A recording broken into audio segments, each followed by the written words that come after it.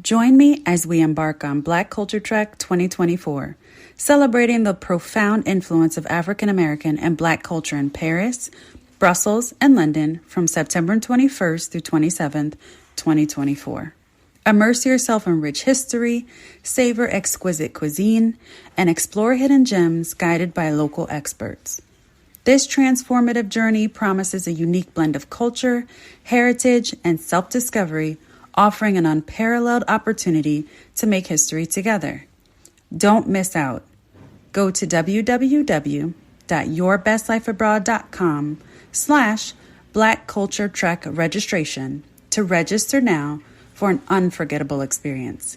Now, on to the podcast.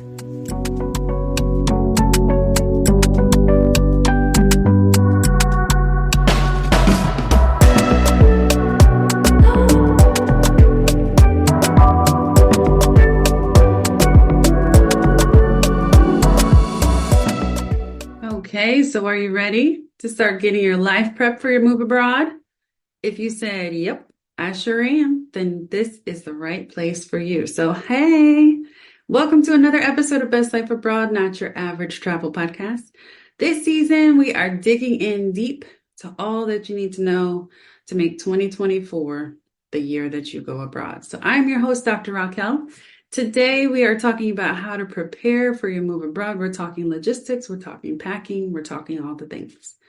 So let's jump right in. Now, you want to first start as you're preparing for all the things by breaking everything down, all the things you need to do, into bite-sized chunks and steps so you are not overwhelmed. It is very easy to get overwhelmed with all the things that are necessary to wrap up before you head abroad. So first thing you want to do is work out your timeline for notifying your employer, your landlord, utility companies, all those things. Then you want to begin organizing important documents like your passport, your visa, all of your records and those things, okay? Now, let's first talk about your employer and your landlord. If you have a more corporate job, if you are an educator, typically like 2 to 3 months notice could be a good time frame. Now, I will also say that depends on many, many things. Okay, if you have a petty, messy employer, you may just want to give them a week or two. Now, you also are not trying to burn any bridges. You're not trying to blow it up on your way out, but you may be leaving because it's a toxic, terrible, no good, very bad work environment. Okay, you may not trust your employer, which is why you're leaving from the beginning. Okay, now you need to think about and prioritize yourself. Now, that is the purpose of this move, to really create the life that you want to live. So if you hear nothing else, hear me say, this is really a time that you want to prioritize yourself and what it is that you need. Okay, you also might have a tight turnaround for your move. When my husband and I were leaving to head to Germany, he was offered a football contract, and then they were like, we want you there in 2 weeks. And so we had to figure out, we had already been preparing for a move. And so, we had been purging for months, but, we had to kind of wrap it all up within a week time frame, spend that last week getting all the final things together. And then we were out of there. Okay. So you may have other things that impact your timeline, but please, please, please remember to prioritize you. You only need to know what is the official notice period that is required by your employer. Okay, what do they require in terms of time frame that you give them to let them know that you're leaving? If it's 5 days and you know that you have a quick turnaround and you have to be out of the country in 15 days, don't try to give them 2 weeks and then you're running around all over the place, losing your mind, having no sanity, no self-care. It is not worth it. Okay, make sure you prioritize the things that you need. Okay, so after you find out how much notice is required, I say again, required, then you'll schedule your meeting with your employer. You'll go ahead and communicate your departure with all the people, figure out all the necessary handovers. What are the things that you need to wrap up, not that you want to wrap up. Okay, what are the things that you need to wrap up before you go? And then make a plan for those things. With your landlords, it's typically going to be 2 to 3 months too. You want to again take a look at that lease agreement, figure out what are those periods you do not want to pay anything extra if you don't have to. If you know, for example, that you've been applying to places and you still have 8 more months on your lease, then you might want to go ahead and start signing up for like those sublet apps or sublet groups so that you can find a person to sublet and that you're prepared should you have like, okay, now we have an offer, now we have our time frame for moving, but we still have 6 more months on our lease. Okay. You also want to figure out what are the things that your landlord needs. Do they need a formal letter? Would an email suffice? Do they need a walkthrough before you leave the property, even if it is a sublet? So you just want to find out the particulars of exactly what is needed on the land from the landlord. Okay. Utility companies, electricity, water, internet, 1 to 2 months is usually enough for them. It's usually not a heavy lift with them. But what you do want to make sure you know is what exactly you need to give back to them. We had a situation when we were leaving and transitioning that we had one company that was like, okay, you're good to go. Everything's all set. I'm like, wait, do we need to bring you back this modem? And they're like, nope, we don't need the modem. Then I'm getting bills that are like, you owe us $200 for this modem. And I'm like, bruh, I know I asked y'all if you needed this modem. So then I have people like trying to bring the modem back. They're like, no, we don't need the modem in the store. Then I call them and they're like, we need the modem. It was a fiasco over a modem. Ultimately, I was like, somebody's going to take this modem and you're going to stop sending me bills, please. And thank you.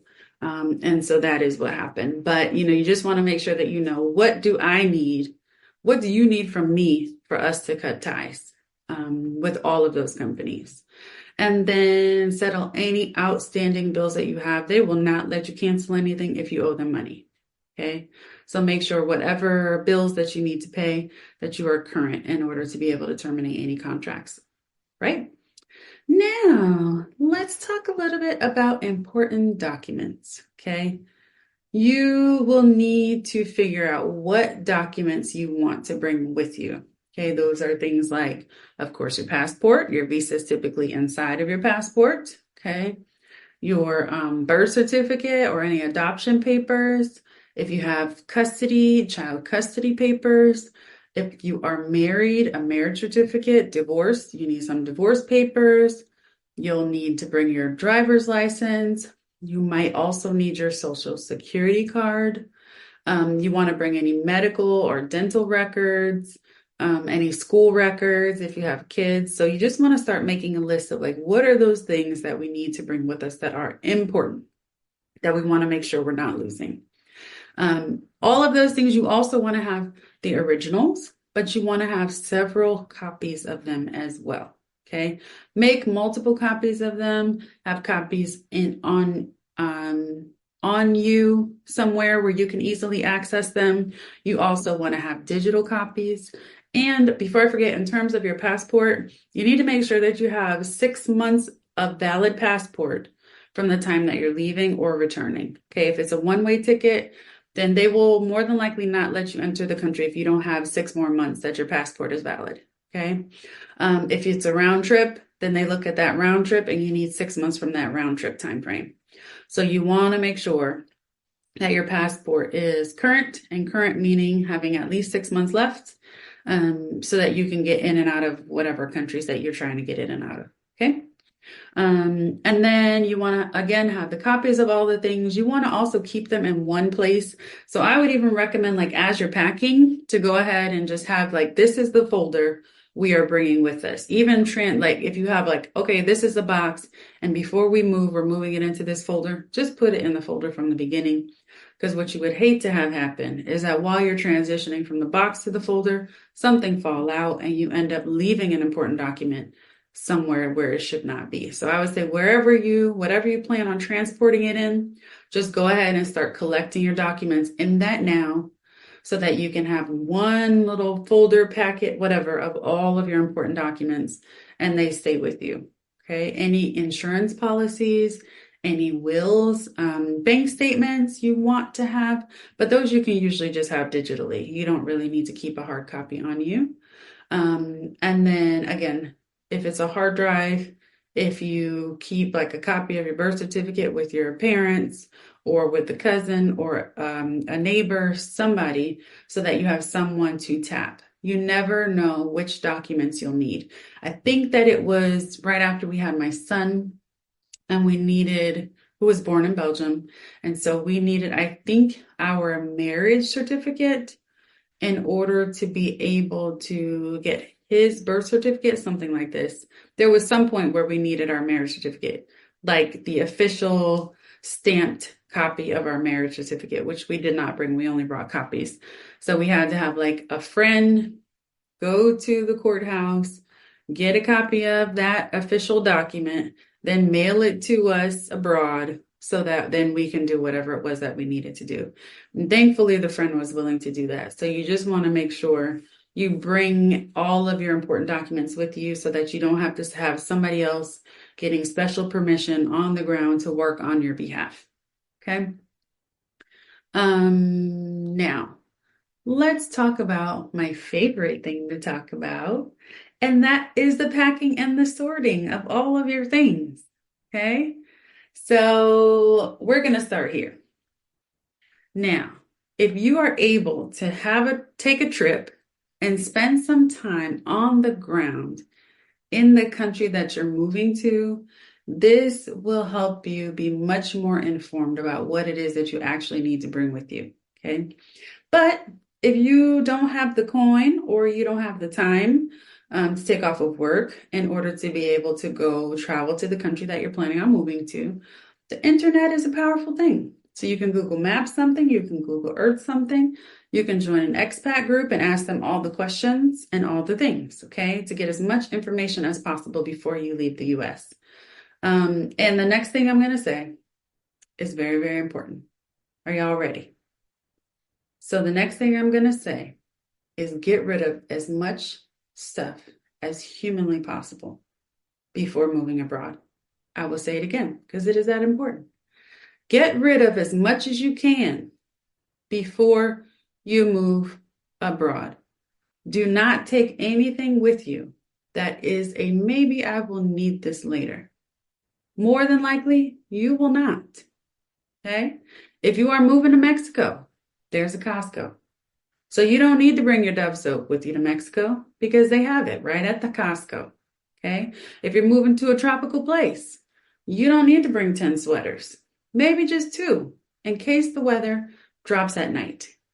The temperature drops at night.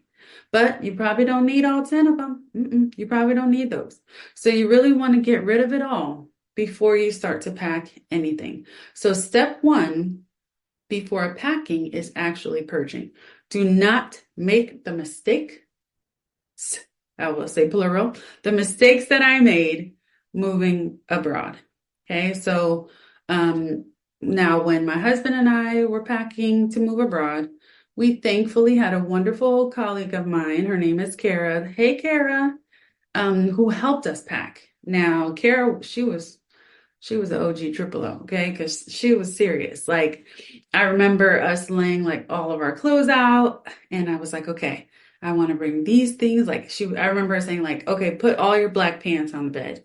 And we put all of our black pants. So I had like the tights, the jeans, the dress pants, or whatever. And she was like, okay, so which one pair are you bringing? And I'm like, what? These are leggings. These are dress pants. And these are jeans. And she's like, so which pair are you bringing, girl? So she was not playing. But my husband and I moved abroad. We had 1 suitcase and 1 duffel bag each. And that was all that we brought with us. Now, our mistake was that we also then had my parents' garage filled with the rest of our crap that we did not get rid of. And you know what ended up happening to that? Trash. Because years after we didn't return back to the US and our stuff was still in my parents' garage and they were ready to murder us, then we ended up just throwing most of it away. You know, there were like pictures and things in there that we kept. But then there was even like several boxes that like mice had got into. I have no idea what was in those boxes. I will never know because they are in the trash. And obviously I'm alive. I didn't need them. And so you really just want to get rid of all the things that you can before you even start putting anything in a suitcase. Okay. Now, Several months is probably all you'll need to pack all the things that you need to bring because you're not bringing a lot because you're going to be purging all the things first. So you only probably need a few months, but I still will say start early, especially with the purging. You can start today with your purging. You know you want to move abroad. You know you're going to move abroad. So let's just start getting rid of stuff now. Okay? The more you can plan in advance, the more you avoid all of the last minute stress. Okay? So just go ahead, start getting rid of the things you want to declutter, and you want to be serious about your decluttering and your purging. Now, my rule from my time abroad until this day. So from like leaving to go abroad, living abroad, and seeing all the things I really do not need that I keep because of my American spirit. Now my rule is if I haven't worn it in 6 months, it's out of here. And so every few months I go through my closet and I'm like, I haven't worn this thing in years, so it's got to go. Okay. And so you really want to be ruthless. There might be that favorite thing that you're like, if I just lose this 20 pounds, how long you been losing the 20 pounds? Has it been 5 years? Let's just go ahead and get rid of that. And we'll buy a new one once you've lost it to celebrate. Okay. So you just want to really think seriously about what is it that you really need to bring with you. Create your little donate, your sell, your throwaway piles. And then figure out what are the things that you can donate. What are the things that somebody else might actually want to buy from you? So if it's your favorite pair of shoes, but they have 4 holes in them, nobody's buying those and nobody wants them. So just go ahead and get rid of them. Okay, so you really want to think logically. Don't think emotionally when it comes to your decluttering. Okay. Now, you also want to think about this in terms of coins. Okay, so everything that you bring with you, think about the fact that you are paying to bring that with you. So whether that be in baggage fees from your airplane, whether that be in shipping fees, shipping something to your new home, if you would not pay $50 for that t-shirt, then don't try to ship it wherever you're trying to go. You keep your little $50, you pay $30 and buy a new t-shirt when you get to your new home to celebrate. And then you use that extra $20 to get a little tasty meal, some ice cream, a Belgian waffle, a doner, whatever it is that makes you happy to celebrate your arrival with coin and your new country. Okay, so if you would not pay again for that item, then don't pay to ship it or to carry it over to another country. Everything is costing you money. So whatever you can, make sure you get rid of it. Okay. In terms of like packing strategies, you just want to pack your essentials first. So one of my friends shared this with me many, many years ago, and I have lived by this ever since. Thank you, Flair. And she was like, whenever you're traveling somewhere, you always want to just keep like if you're packing some check bags or whatever, you always want to have a bag with you that is all of your essential items. And so the first bag you want to pack, or maybe if it's not the first bag, but you always want to have a bag to the side that is all of your essentials. And so that can be like your toiletries, change of clothes. That's where your documents are going to stay, the things that are with you all the time so that they cannot get lost. That is what's going to be in that essentials bag. Okay. Any medications that you take, any things that are near and dear to you that you do not want to get lost. That's what's going to go in that essentials bag. Okay. Now, if you have kids, you also want to pack like extra diapers and wipes and all those things. Those are things that are also going to go in the essentials bag. I remember we were going somewhere and we had like maybe an hour or something layover in Lisbon. And then all of a sudden, that flight was canceled from Lisbon. And so we were all there like trying to figure out what to do with these children in Lisbon. And so like all the parents on the flight, we ended up like all getting all of our diapers and wipes and everything, pooling them together. I remember I found one store in the airport that had like 3 packs of diapers in my son's size. So I got all the diapers and then we were all kind of divvying up all of our things. But you always want to make sure that you pack extras, especially extra clothes when you're traveling and especially when you're traveling with kids. Okay. Now, again, researching the destination, the climate, figuring out what you actually need. You can look and see, you can check in the like expat groups. What do I really need to pack with me? Do I need sweaters? Do I need scarves? Do I actually need to get a big coat to bring with me? There are some places where you can, like, for example, in Germany, they had great, like, large, heavy duty coats, but they were like triple the cost of what they were in the US. So I remember my first winter that I came back home for Christmas, I came home and I bought my coat at home. And so that was a coat that I then ended up bringing back with me to Germany because it was cheaper to buy it in the US. But these are questions that you can ask people now. You do not have to be in the country to figure this information out. Okay. Of course, you want to do like the things you would do when you're moving anywhere. So like labeling boxes clearly.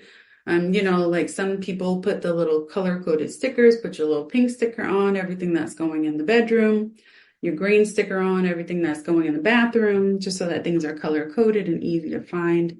You don't, again, same as if you were moving anywhere, you don't want to feel like a box that's full of books.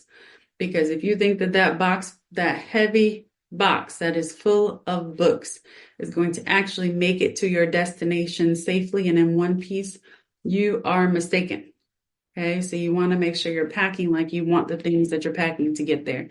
Heavy things at the bottom, more fragile things at the top, bubble wrap, packing paper. I do remember that. I don't remember where we were, probably something that I was shipping to Germany. But because I kind of got the gist of minimalism by the time we were moving to Belgium. But I remember like all of our like wedding plates and cups and mugs and things. I wrapped them all up. I thought I wrapped them great to ship them to our home abroad, ship them over there. Everything was cracked except one mug. I was so devastated.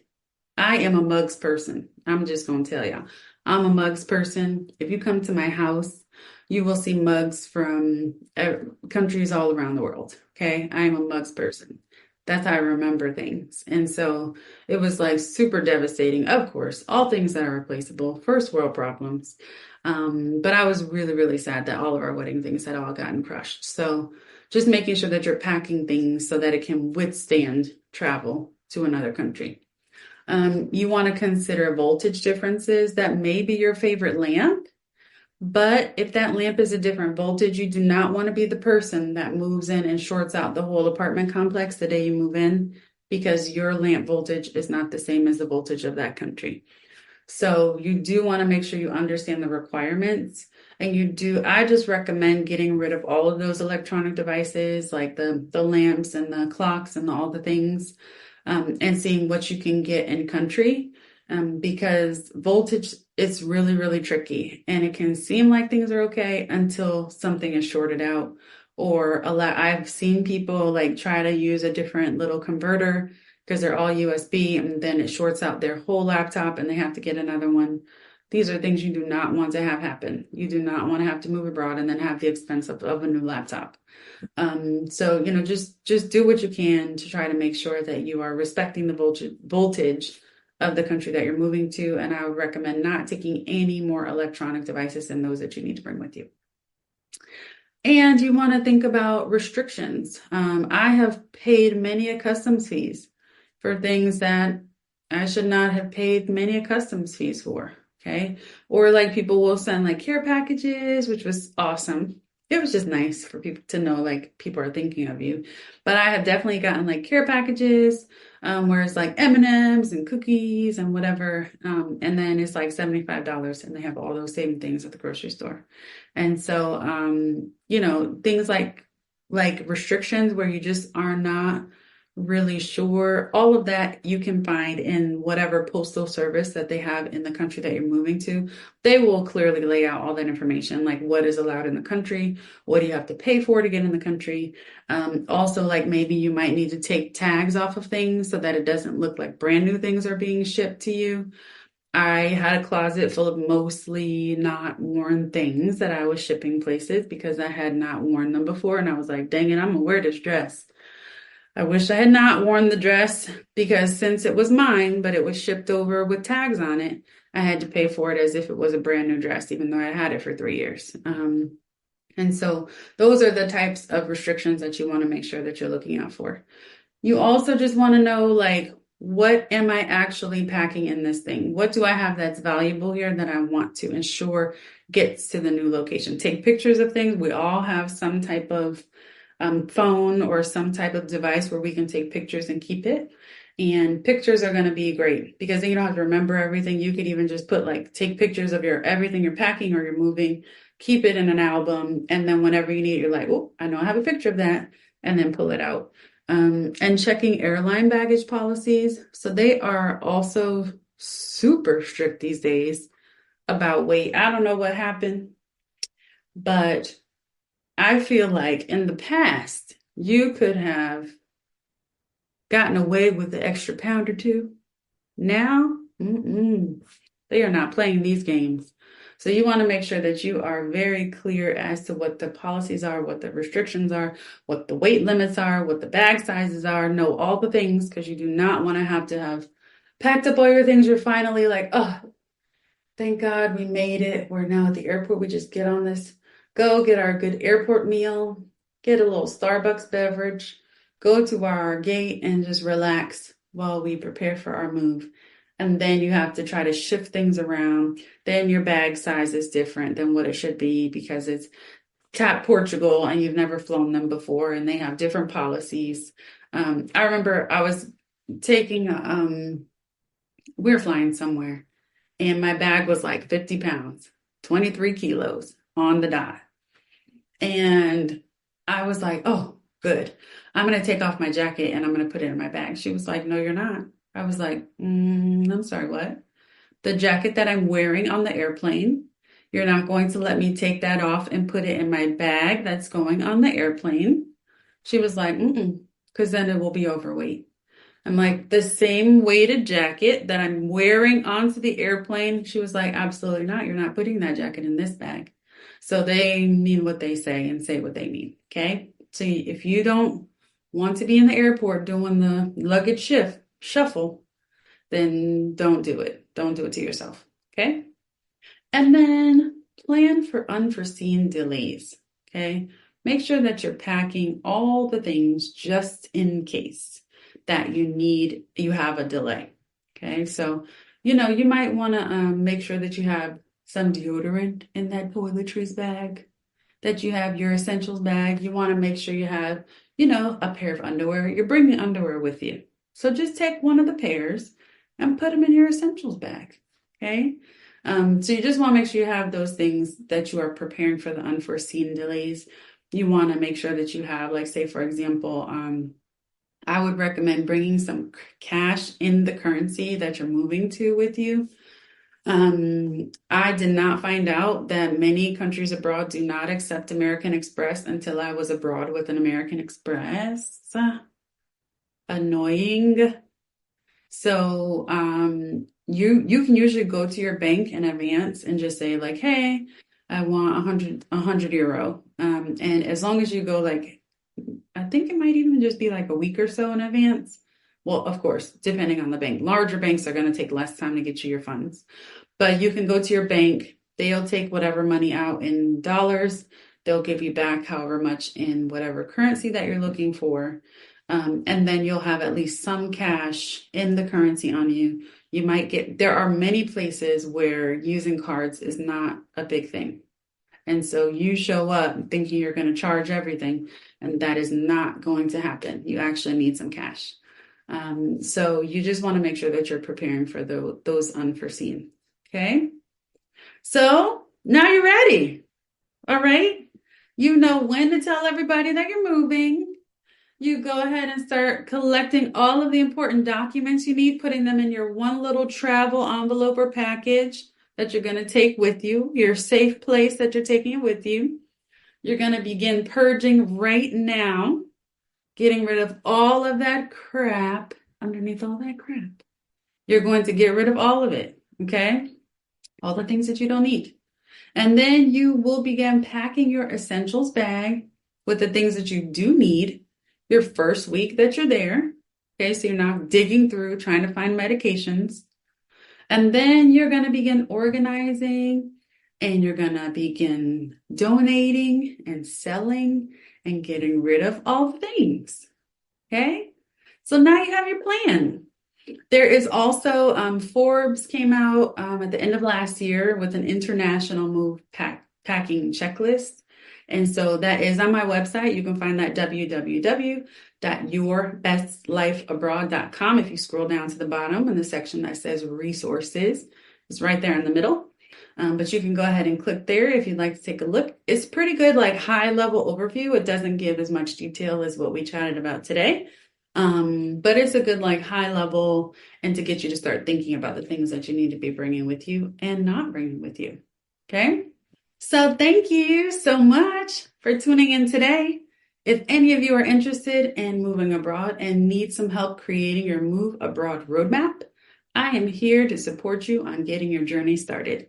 So head to my website at www.yourbestlifeabroad.com for information on how to turn your dream of moving abroad into a reality.